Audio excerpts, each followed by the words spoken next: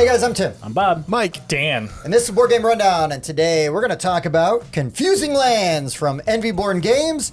This is a 2-player game, and it plays in, what, like 10 minutes? Tops? About 10 minutes. And here's the thing about Confusing Lands. Huge rule set, or not.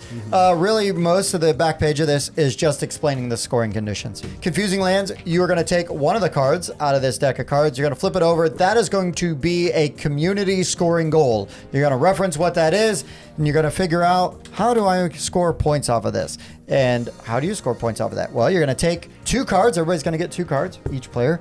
You're going to pick one. You're going to play it in front of you on your landscape. The first one can kind of go wherever. You're welcome. And then the other card you're going to hand to your opponent. So every round you'll be playing 2 cards. Let's just go like this. That was your first card. Oh, hello. That's my first card. I will also play like this. So when you play your second card, you must cover at least 1 square that already exists in your landscape. You are not able to cover your entire landscape. That is cheating. If the other side also will have a different scoring condition, you cannot cover any part of that scoring condition once you've played it. The other scoring conditions start at negative 10 points. So make them count. Make them count. But you might be able to find a way to really chain a bunch of really cool stuff together and get a bunch of extra points. So be wary of that. And I mean, that's really the quick and dirty without getting into like what each thing means. I mean, once you understand the iconography, you understand the game. Yeah, it's not bad. The player aid obviously does help a lot, and I do kind of wish there were 2, just because every scoring thing is so different. But yeah, the iconography is good. Knowing what the lines mean, you might have to look up the first couple times. Yeah. I think, yes, I would agree. You're going to need to look up what the lines mean, what the different icons mean, and it does give you some key terms over on the side. There is a solo play variant, but I have not played it. I have not played it. Okay, nobody's played it. I have friends.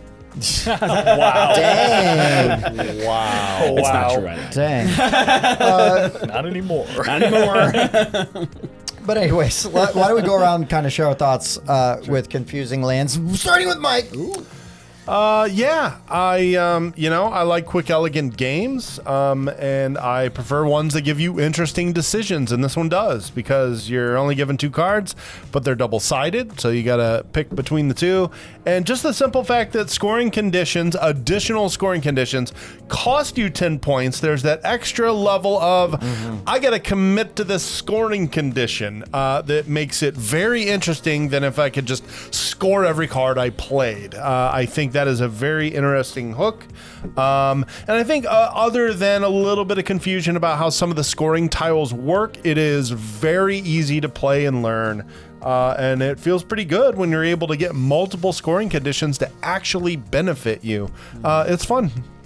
Yeah. Bobby. Yeah, same. It kind of reminded me a little bit of the smartphone, which is how I kind of interpret it in my brain. You know, you get the 2 little tablets, and as you have the one down there, you got to cover up 1 square of it, or at least 1 square. You know, you can do more and whatnot. And I like that kind of a mechanism, not necessarily action selection, but tableau building, and trying to have it out there and get all your pieces in the right spot. And then, like Mike was saying, the fact that the other scoring conditions start at negative 10, you got like, oh crap, so it's only 3, so I got to have at least 4 of these in order to make this worth it, or I'm going to have to use this other side, you know, or look at that one to Tim and make him use that one. That's always fun too. But no, it's a simple, like, elegant little game here that takes like 15 minutes to play. It's nice. Dan.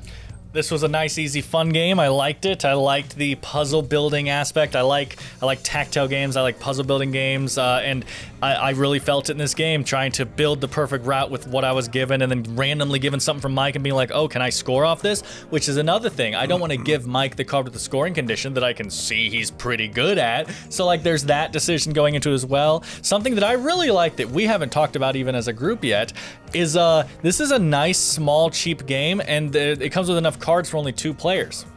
What happens when you buy a second copy of the game? Pandemonium! 4-player game! I actually like the idea that, yeah, you can clearly play a 4-player game. There's nothing stopping you from playing 4 players, just the amount of cards. So if you have 2 copies, you still just have 1 communal goal. You could do a second one if you wanted, and then just everyone still gets the same amount of cards. You're going to have repeat cards and scoring conditions, I guess, but that doesn't matter. The whole point that you have 4 different tableaus being built and all scoring, I think is really fun. So while, yes, it's designed for 2 players, you can easily up that player count if you wanted to put put the effort and money into that, You know, and I do reminds like me, that. That reminds me of another thing we haven't talked about. But Dan is getting a commission for each one sold. That's so it's like, oh, We were talking about that as a group. Everybody. 10-player game. Let's go. No, I'm just kidding. You only own 7 copies. No, but I just want to say that because I do like when you can do that with. There's certain games out there where when you buy multiple copies, you can play more players, and I do really like when games are able to scale like that because of the way they're designed. But it's a fun game. The iconography is nice. It's easy to it's got a delineate. nice little cartoony look to it. I like the hand drawn cartoony look it has. And yeah, this was a fun little Tableau building game. Yeah, I enjoyed this quite a bit. The rules are really straightforward. Again, sometimes it'll take a few minutes to kind of wrap your brain around some of the iconography and Like the scoring, what it means. You might talk through some of the scoring just to make sure you understand it. But if that's the worst part of the game in a 10-minute game, and that's part of the 10 minutes, who cares? Yeah. It's fine. And again, once you've played it and you're like, oh, that's how the scoring worked, re-rack, play again. I mean, it's that fast, right? It's definitely the type of game you're gonna play 2 or 3 times in a row every time. Yeah. I enjoyed it quite a bit. I think it's really fun. It's really cute and easy to get to the table because of the so easy to teach and such a little time commitment. You will see a lot of this the first time you're playing. I draw my 2 cards for my turn. I look at them and I go, Yeah. Which, here you go. yeah, again, Give me a lot of that. the other nitpick would just be having a card that, or another player little aid sheet for the with the story. So you don't breakdown. pass it back So you and don't have to forth. pass it. Yeah, Sure. not the worst thing in the Copy world. it. No. It's Yeah, not like it's tennis another information. way. You're going to pass that card to the other person anyway. Yeah. It's either going face up or face You down. just need that part. That's Yeah. it. That's it. But anyways, really good game. Really enjoyed this. Envyborn did send us this. But yeah, we're not paid. I enjoyed this. Thought it was really good. Comes with scoring pads. But we come with phones. We do. We just use our phones, but you do have scoring pads, and it came with a pencil. This was sort of a prototype, like a pre-production copy, but the copies you can order, I'm told, the only thing that's different is the size of the scoring pad because it fits in the box better. Gotcha. So A little bit smaller. as far as I can tell, everything else is exactly the same. Card art, scoring, all those things. And this felt like a very finished game. Yeah. So, but Envyborn is crushing it with their little small box series. I suggest you go check out Defrag, Sirens. 16 Candies, and Sirens as well. But boys, this game is published, so I guess we should rate it.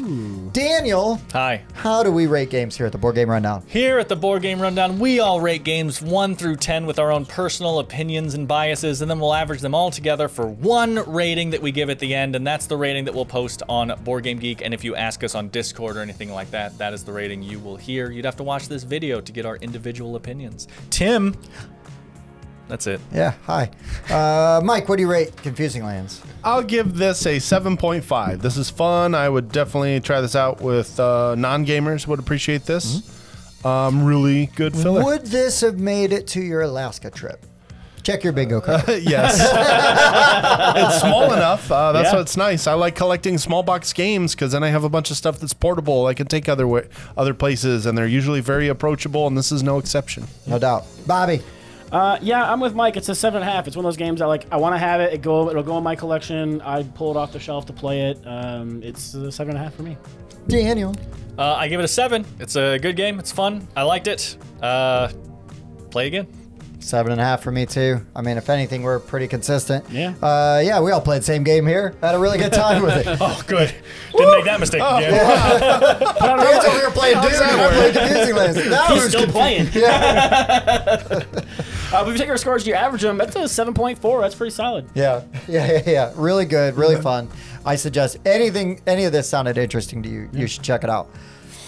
If you enjoyed this video, please consider liking, subscribing, joining our Discord, doing all those things. Hop on Facebook, say hey. We also do have a Patreon if you'd like to support the show financially. We like that. But if you can't or don't want to, totally fine. Get on there and let us know what your favorite small box game is.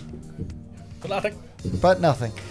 So for the Board Game Rundown, I've been Tim. Bob. Mike. Daniel. We'll see you next time.